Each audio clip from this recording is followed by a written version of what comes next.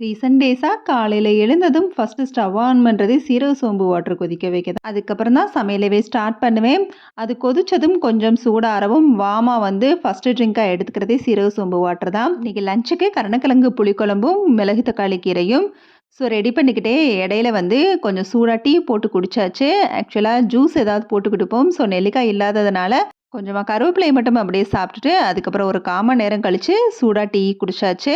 எப்பவுமே கீரை அலசுறதுக்கு இந்த மாரி ரன்னிங் வாட்டர்ல அலசிருங்க. அதுவும் உப்பு, மஞ்சள் போட்டு ஒரு 2 நிமிஷம் விட்டுட்டோம் அப்படின்னா, அதில ஏதாவது புழு இருந்தா கூட நம்மளுக்கு மிதந்து வந்துரும். அது மட்டும் இல்லாம மிளகு தக்காளி கீரைய வதக்குறப்ப, நம்ம பாயில் பண்ணி அத வடிச்சுட்டு, அதுக்கப்புறம் தாளிச்சுட்டா போதும். இதில ஒண்ணும் தப்பில்ல. கீரைய வேக வச்சுட்டு, அதுக்கப்புறம் தண்ணிய வடிச்சுட்டு இது செய்யக்கூடாதுல்ல. இல்ல இந்த கீரை கொஞ்சம் கசக்கும். ஸோ, அதனால இப்படி பண்றதுல தப்பில்ல. வயித்து புண் ஆறதுக்கு இந்த கீரை மட்டும் இல்ல, அது வடிச்ச தண்ணியையும் நம்ம குடிக்கலாம். மார்னிங் டின்னர் எல்லாருக்கும் இட்லி, எனக்கு மட்டும் கவுனி அரிசி கஞ்சி.